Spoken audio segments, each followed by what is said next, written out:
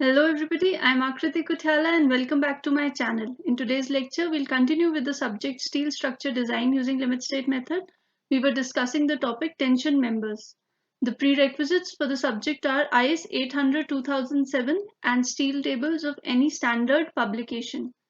So far, we've covered an introduction to IS 800-2007, welded connections and bolted connections. In tension members, we've covered introduction to tension members, application of tension members, types of tension members, net area of a section, effective net area, and numerical problems based on them.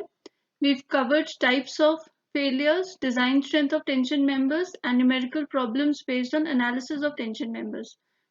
Lug angles, and in the previous lecture we covered numerical based on design of tension members. So in today's lecture we'll continue to discuss design of tension members and we'll discuss another numerical based on it in which we use welded connections. So a tension member 3 meter long carries a factored tensile load of 200 kilonewton. Design a suitable single angle unequal section when connection is made with the longer leg connected to the plate with fillet weld done on the side. तो यहाँ पे आप देख सकते हैं कि हमें क्या क्या डेटा गिवन है.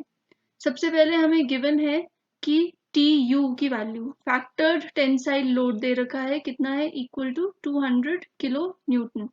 फिर हमें दिया है length of the tension member. तो मैं सिंपली क्या ले सकती हूँ उसको इफेक्टिव लेंथ के इक्वल ले सकती हूँ.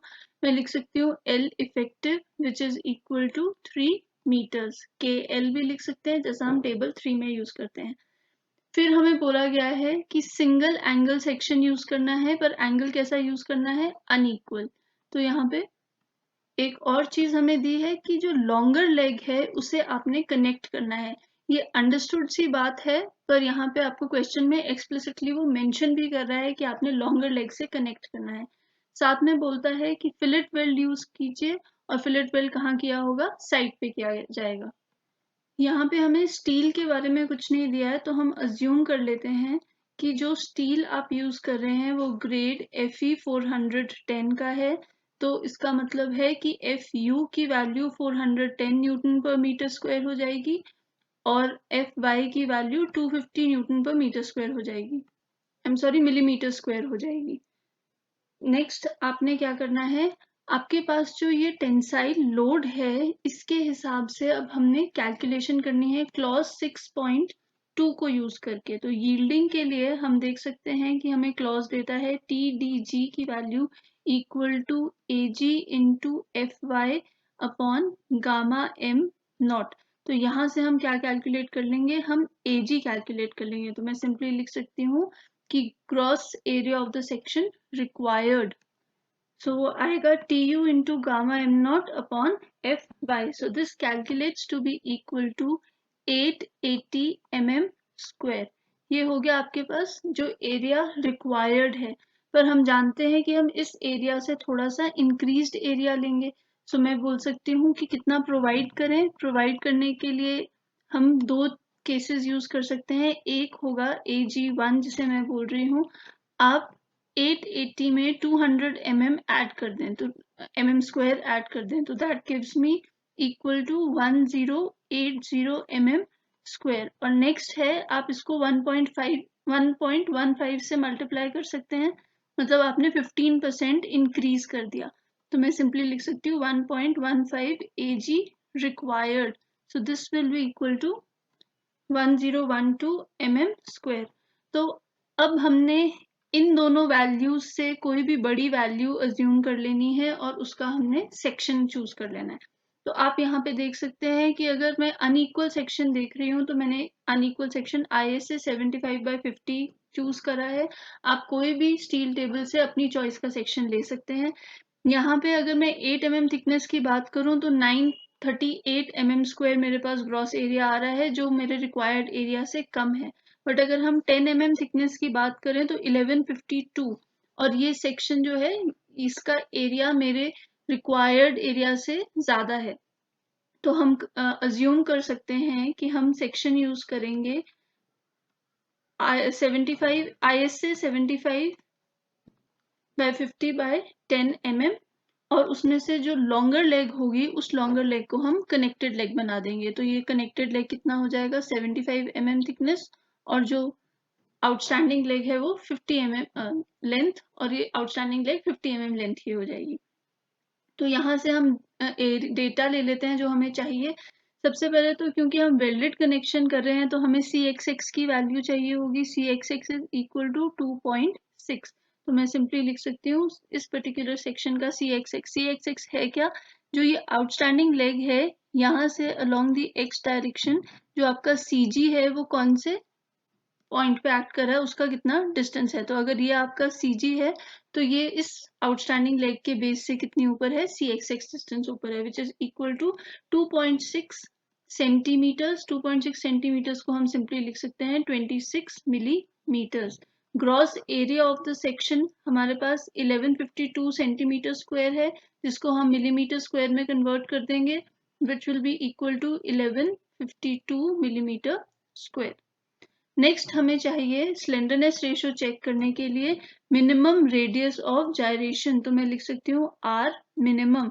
अब यहाँ पे आप देख सकते हैं कि आर रेडियस ऑफ जायरेशन के लिए हमें ISA 7550 के लिए दे रखा है 2.33, 1.38, 2.49 एंड 1.06। हमें चाहिए मिनिमम वैल्यू। तो मिनिमम वैल्यू कितनी है? 1.06 सेंटीमीटर। 1.06 सेंटीमीटर को हम मिलीमीटर में कन्वर्ट करेंगे तो वो कितना हो जाएगा? 10.6 मिलीमीटर। तो ये डेटा हमें स्टील टेबल से चाहिए था जो हमने नोट डाउन कर लिया है। अब हम एक प्रिलिमिनरी चेक करेंगे और हम देखेंगे क्लॉज 6.2 से कि जो एंगल मैंने सिलेक्ट किया है उसका ग्रॉस एरिया सफिशिएंट है कि नहीं है। तो क्लॉज 6.2 से TDG डिजाइन यील्ड स्ट्रेंथ जो है वो आती है AG into FY upon gamma M naught. तो AG हमारे पास 1152 है, FY 250 है, गामा M नॉट टेबल 5 से 1.1 कैलकुलेट होके आता है। So this calculates to be equal to 261.8 kilo Newton. तो यहाँ पे डायरेक्टली किलो न्यूटन कैसे आ गया? हमने 10 टू द पावर -3 से इसको मल्टीप्लाई किया है, तो ये कितना हो गया? 261 किलो न्यूटन। अब हमारे पास जो एक्टिंग लोड है वो कितना है? 200 किलो न्यूटन। तो 261 kilo Newton is greater than 200, तो आपका जो ये सेक्शन है ये सेफ होगा। हमने लास्ट लेक्चर में भी डिस्कस किया था कि जनरली जो मिनिमम वैल्यू आती है स्ट्रेंथ की किसी भी मेंबर की, वो यील्डिंग में आती है। तो अगर यील्डिंग में सेफ है तो चांसेस होते हैं कि आपका सेक्शन बाकी सारे चेक्स के लिए भी सेफ हो जाए, but that is just an assumption. Thumb rule है, आपको मैनुअली चेक करना होगा। तो यहाँ पे यील्डिंग के लिए हमारा सेक्शन सेफ हो गया है, आप इसे यूज कर सकते हैं। अब हम डिजाइन करेंगे उसको वेल्ड के लिए। अब हम देखेंगे कि कितना वेल्ड हमने प्रोवाइड करना है। तो क्लॉज 10.5.2 ऑफ IS 800 2007 से हम size of the weld determine कर सकते हैं। अब यहाँ पे हम अज्यूम करेंगे, क्योंकि हमें गसेट प्लेट की थिकनेस क्वेश्चन में नहीं प्रोवाइड, तो हमें गसेट प्लेट की थिकनेस अज्यूम करनी होगी। हम इसे 12 mm अज्यूम कर रहे हैं क्योंकि हमारा जो मेंबर है, जो एंगल है वो 10 mm थिक हमने लिया है। तो हम स्लाइटली थिकर सेक्शन यूज करेंगे गसेट प्लेट के लिए। तो मैंने यहाँ पे 12 mm अज्यूम कर लिया। आप 14 भी कर सकते हैं, आपके ऊपर डिपेंड करता है। तो अब ये दो मेंबर्स जो हम कनेक्ट कर रहे हैं उसमें एक मेंबर की थिकनेस है 12 mm, तो मैं T1 बोल सकती हूँ 12 mm और T2 बोल सकती हूँ 10 mm। एंगल का साइज कितना है? 10 mm। अब हमें पता है क्लॉज 10.5.2 से कि हम मिनिमम थिकनेस, हम मैक्सिमम थिकनेस लेंगे टेबल 21 से size of the weld obtain करने के लिए। सो साइज ऑफ द वेल्ड कैसे आ जाएगा? आपको देखना होगा 10 mm और 20 mm के बीच में फॉल कर रहा है 12 mm, क्योंकि T मैक्स कितना है? T मैक्स है हमारे पास 12 mm के इक्वल। तो टेबल 21 से आपके पास minimum size of the weld आता है इक्वल टू 5 mm। तो मैं लिख सकती हूँ S minimum is equal to 5 mm। Please यहाँ पे ध्यान दीजिए कि ये थिकर पार्ट है, तो हम T मैक्स की वैल्यू से कैलकुलेशन कर रहे हैं। अब नेक्स्ट हमने मैक्सिमम वैल्यू कैलकुलेट करनी है साइज ऑफ द वेल्ड की। तो S मैक्स में कैलकुलेट कर सकती हूँ क्लॉज 10.5.8.1 या 10.5.8.2 से। क्योंकि एंगल सेक्शन जो है वो रोल्ड स्टील से बना है तो हम क्लॉज 10.5.8.2 यूज करेंगे। और वो बोलता है कि जो maximum value size of the weld होगी वो कितना होगा? 3/4 of the thickness of the section at the toe. तो सेक्शन एट द टो कितना है? जो भी आपके पास मिनिमम थिकनेस है, तो 10 mm है, हम सिंपली लिख सकते हैं 3/4 ऑफ टी, तो 3/4 ऑफ टी हो जाएगा 3/4 of 10 mm which is equal to 7.5 mm। अब हमारे पास S मैक्सिमम है 7.5 mm और S मिनिमम है 5 mm, तो हम कोई बीच की वैल्यू अज्यूम कर सकते हैं 5 और 7.5 के बीच में, तो मैं अज्यूम कर रही हूँ इक्वल टू 6 mm, तो ये हमने अज्यूम कर लिया S is equal to 6 mm। अब नेक्स्ट आता है हमारे पास इफेक्टिव थ्रोट थिकनेस। तो इफेक्टिव थ्रोट थिकनेस के लिए हम क्लॉज 10.5.3.2 को रेफर करेंगे। एज पर दिस क्लॉज जो इफेक्टिव थ्रोट थिकनेस T की वैल्यू है हमारे पास is equal to K times S। तो K की वैल्यू हम कहाँ से लेंगे? K की वैल्यू हम टेबल 21 से लेंगे। तो मैं अज्यूम कर रही हूँ कि जो एंगल है वो एंगल कितना इक्वल है, किसके इक्वल है? 90 डिग्रीज के इक्वल है। तो अगर 90 डिग्रीज के इक्वल है एंगल तो K की वैल्यू कितनी हो जाएगी? 0.7। सो थ्रोट थिकनेस किसके इक्वल आ जाएगी? 0.7 into 6 mm which is equal to 4.2 mm। तो थ्रोट थिकनेस कितनी आ गई हमारे पास? 4.2 mm। अब नेक्स्ट स्टेप है कि हम इफेक्टिव लेंथ कैलकुलेट करें। इफेक्टिव लेंथ कैलकुलेट करने के लिए हमें पहले देखना होगा कि कितना length of the weld required है। तो वेल्ड लेंथ कितनी रिक्वायर्ड है वो आप सिंपली कैलकुलेट कर सकते हैं क्लॉज 10.5.7 एंड 10.5.9 से, जिसमें P की वैल्यू हम कैसे उनको सॉल्व करके इन दोनों क्लॉजेस को हम बोल सकते हैं कि P is equal to FUTT LW/√3 gamma MW। अब यहाँ पे हमें P की वैल्यू पता है, P is equal to 200 kilo newton, क्योंकि यही हमारे मेंबर पे एक्ट कर रहा है। तो this value is known to us. Throat thickness हमने अभी कैलकुलेट की थी equal to 4.2 mm। Gamma MW हमें बोला है कि साइट वेल्डिंग है, तो गामा MW की वैल्यू हो जाएगी इक्वल टू 1.5। तो अननोन क्या बचा हमारे पास? अननोन बचा LW। तो यहाँ से मैं required length of the weld calculate कर सकती हूँ which is equal to P into √3 gamma MW upon FU throat into throat thickness. तो वैल्यू सब्स्टिट्यूट करते हैं। P is 200 into 10 to the power 3 and gamma MW is 1.5, FU is 410 and throat thickness is 4.2। तो LW की required value हमारे पास आती है equal to 301.75 mm, जिसे हम approximately round up कर सकते हैं और बोल सकते हैं कि 302 mm जो है हमें value of weld required है, या length of the weld required है। अब इसे प्रोवाइड कैसे किया जाए? ये लेंथ हमें प्रोवाइड करनी है तो हमें क्या करना होगा?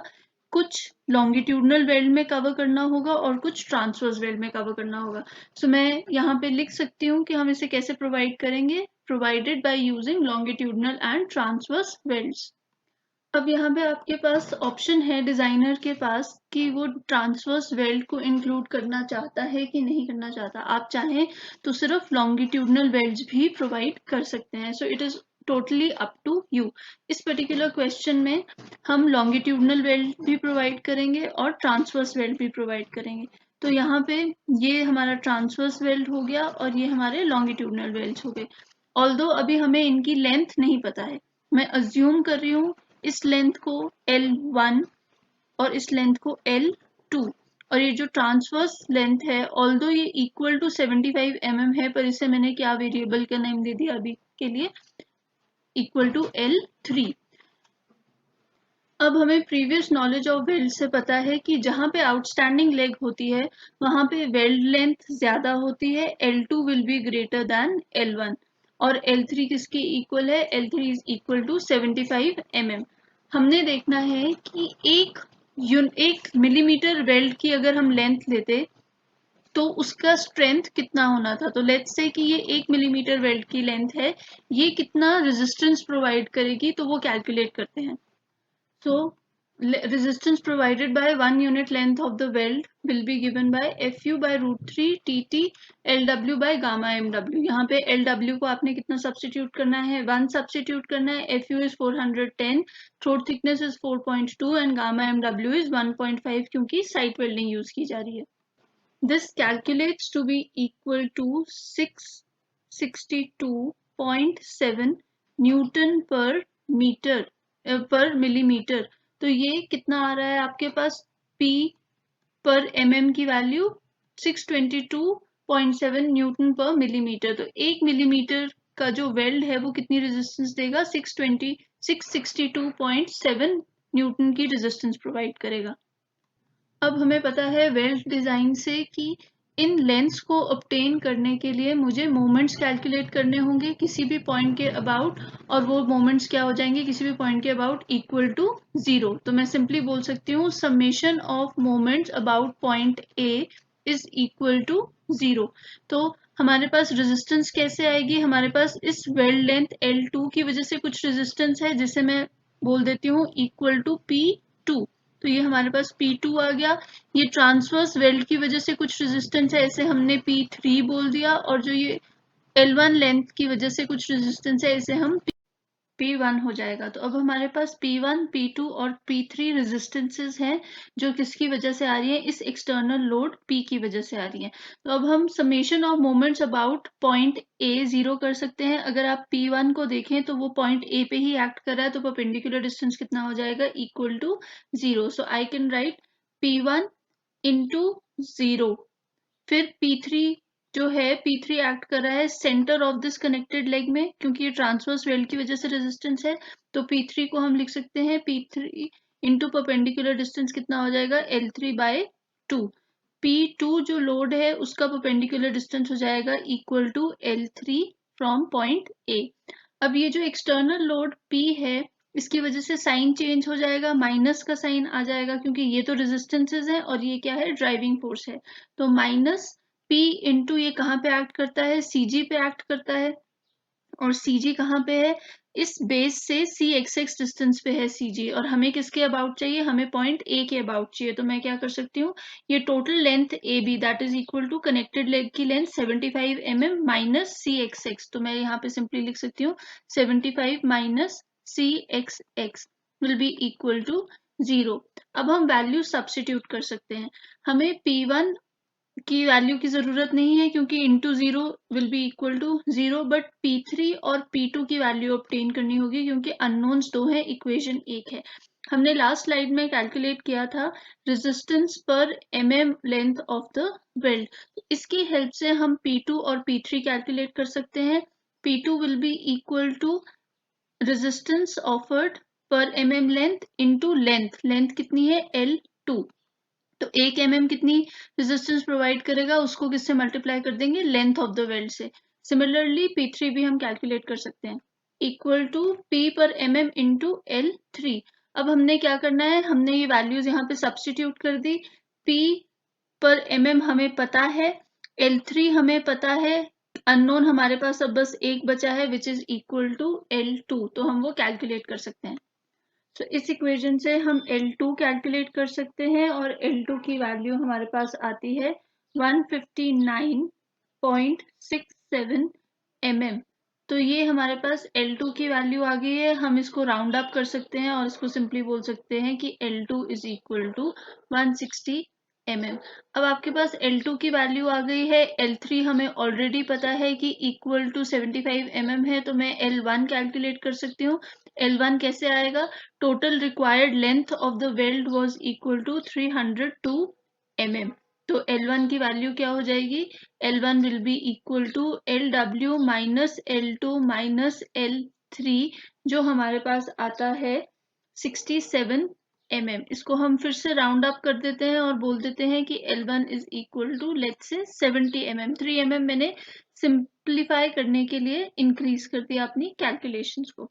तो हमारे पास अब L1, L2 और L3 की वैल्यू है। अब हमें कैलकुलेट करना है इस मटेरियल का, इस एंगल की स्ट्रेंथ। तो सबसे पहले हम क्लॉज 6.2 से यील्ड स्ट्रेंथ कैलकुलेट करेंगे, जो हमने फर्स्ट स्टेप में भी कैलकुलेट किया था, और हमने देखा था कि ये वैल्यू आती है 261.8 किलो न्यूटन, जो बड़ी है 200 किलो न्यूटन से। इसलिए हमारा जो एंगल हमने चूज करा है वो सेफ है यील्डिंग के लिए। नेक्स्ट आता है रप्चर के लिए। रप्चर के लिए हम क्लॉज 6.3.3 यूज करेंगे। TDN की वैल्यू है 0.9 ANCFU upon gamma M1 plus beta AGO FY gamma M naught. तो हमें पहले ANC की वैल्यू कैलकुलेट करनी होगी। कनेक्टेड लेग का जो नेट लेंथ है यहाँ पे हमारे पास आएगा इक्वल टू जो भी कनेक्टेड लेग है माइनस T/2, क्योंकि वेल्डेड कनेक्शन है, कोई बोल्ट होल नहीं है, तो हमें डिडक्शन करने की जरूरत नहीं है। So this is equal to 75 minus 10/2 into 10, which calculates to be equal to 700 mm square. Similarly हम AG नॉट कैलकुलेट करेंगे। AG नॉट क्या है? Gross section area of the outstanding leg. तो उसके लिए भी सेम रहेगा formula, L not into L not minus T/2 into T।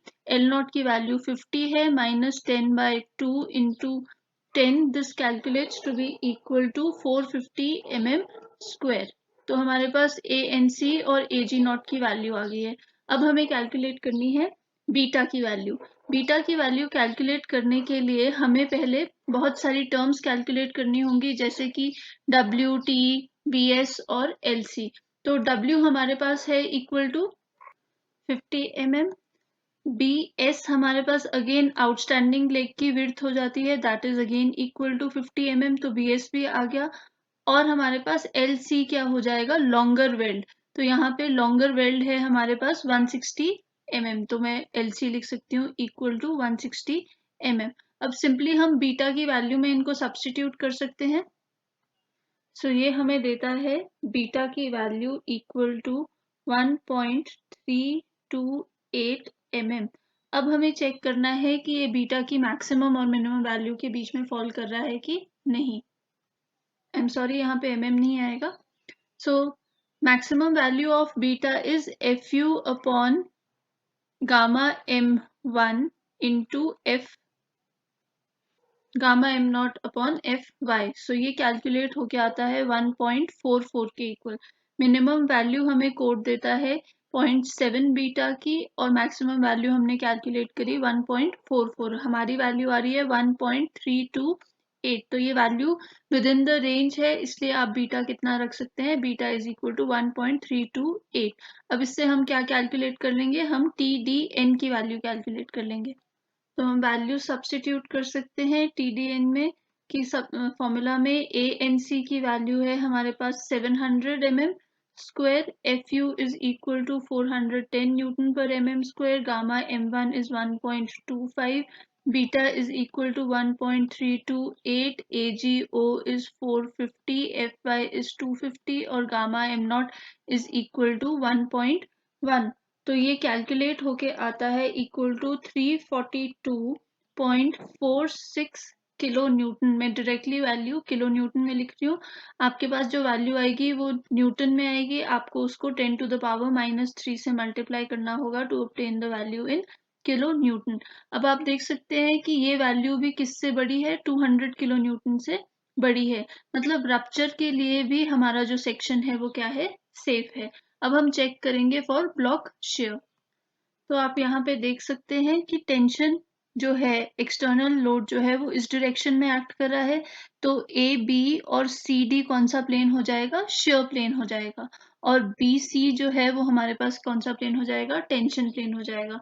तो ब्लॉक शेयर के लिए ऑल्दो क्लॉज 6.4.2 हमें वेल्डेड कनेक्शंस के लिए वैल्यू देता है, बट वहां पे वो हमें इनडायरेक्टली इन्हीं फॉर्मूला को यूज करने के लिए बोल रहा है। तो हम यहाँ पे क्या कैलकुलेट करेंगे? AVG कैलकुलेट करेंगे।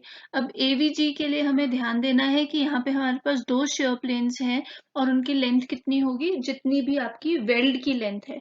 तो आप क्या करेंगे? आप सिंपली L1 प्लस L2 को ऐड कर देंगे, ताकि आप दोनों प्लेन्स AB और CD को कंसिडर कर सकें। और यहाँ पे हम मल्टीप्लाई करेंगे साइज ऑफ द वेल्ड से। यहाँ पे हम साइज ऑफ द वेल्ड से क्यों कर रहे हैं? क्योंकि यहाँ पे साइज ऑफ द वेल्ड हमारे पास अवेलेबल है। जो लास्ट क्वेश्चन हमने किया था वेल्डेड कनेक्शन के लिए ब्लॉक शेयर कैलकुलेशन में, वहां पे हमने thickness of the minimum thickness of the plate use करी थी, क्योंकि साइज ऑफ द वेल्ड हमें गिवन नहीं था। यहाँ पे साइज ऑफ द वेल्ड हमारे पास है, तो हम उसी को यूज करेंगे। तो L1 इज इक्वल टू 70 और L2 is equal to 160। Size of the weld हमने 6 अज्यूम किया था, which gives me a value of 1380 for AVG, तो 1380 mm² हो गया मेरे पास AVG की वैल्यू। और AVG की वैल्यू ही किसके इक्वल हो जाएगी, AVN के वैल्यू भी के इक्वल हो जाएगी, क्योंकि यहाँ पे कोई बोल्टेड कनेक्शन नहीं है, तो नेट एरिया और ग्रॉस एरिया क्या रहेगा, सेम। वैसे ही ATG की वैल्यू अगर हम कैलकुलेट करें तो ATG will be equal to ATN, क्योंकि नेट एरिया ग्रॉस एरिया कुछ नहीं है हमारे पास, टेंशन कौन से प्लेन पे एक्ट कर रही है, BC प्लेन पे एक्ट कर रही है।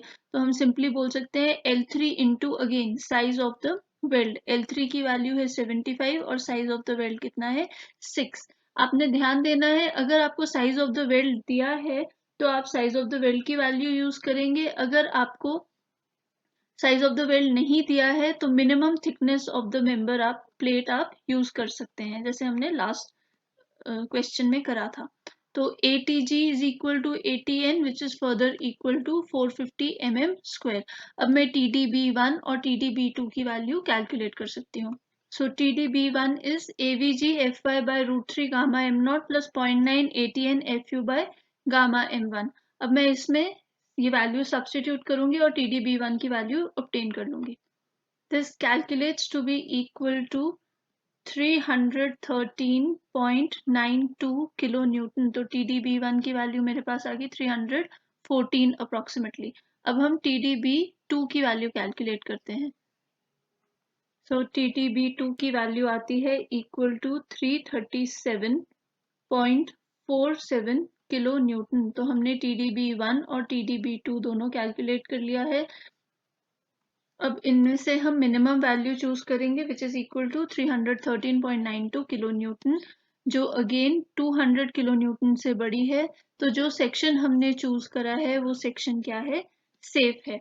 तो यहाँ पे आप देख सकते हैं कि हमारे पास यील्डिंग, रप्चर और ब्लॉक शेयर में ये वैल्यूज आई है। इसमें से मिनिमम वैल्यू किस में आई है, यील्डिंग में आई है। तो डिजाइन स्ट्रेंथ जो होगा आपके मेंबर का वो यील्डिंग डिसाइड करेगा and is equal to 261 kilo newton, और ये वैल्यू 200 किलो न्यूटन से छोटी है, बड़ी है। तो मतलब आप सिंपली जो सेक्शन हमने यूज करा था ISA 75/50/10 प्रोवाइड कर सकते हैं, बट हमें उसे किसके लिए चेक करना होगा, पहले स्लेंडरनेस रेशो के लिए चेक करना होगा। स्लेंडरनेस रेशो का फॉर्मूला सिंपली होता है KL/R मिनिमम। तो KL की वैल्यू हमें क्वेश्चन में दे रखी है इक्वल टू 3 मीटर्स। हमारे पास क्योंकि K की वैल्यू नहीं दी है तो हम अज्यूम करेंगे कि जो हमें लेंथ दी है वो इफेक्टिव लेंथ प्रोवाइड की है। तो मैंने KL कितना ले लिया, 3 मीटर्स। उसको हम कन्वर्ट करेंगे mm में which is equal to 300 millimetres. R minimum की वैल्यू हमने स्टील टेबल से ऑब्टेन करी थी इक्वल टू 10.6 मिलीमीटर्स। तो अब न्यूमरेटर और डिनोमिनेटर दोनों हमारा मिलीमीटर्स में है। लैम्डा की वैल्यू कितनी हो जाएगी, इक्वल टू 283। अब अगर आप टेबल 3 में 0.5 देखें तो हमारे लिए टेंशन मेंबर्स में कितनी परमिसेबल है, मैक्सिमम वैल्यू है 350। तो हमारे पास जो 283 की वैल्यू आ रही है वो लेस देन 350 है, मतलब हमारा जो सेक्शन है वो स्लेंडरनेस रेशो के लिए भी क्या है, सेफ। सो फाइनली हम बोल सकते हैं कि ISA 70/50/10 mm जो है सेफ है यूज के लिए।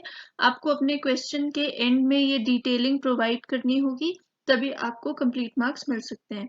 सो in this lecture we covered another numerical based on design of tension members. I hope this lecture was useful to you. Thank you and stay tuned for more.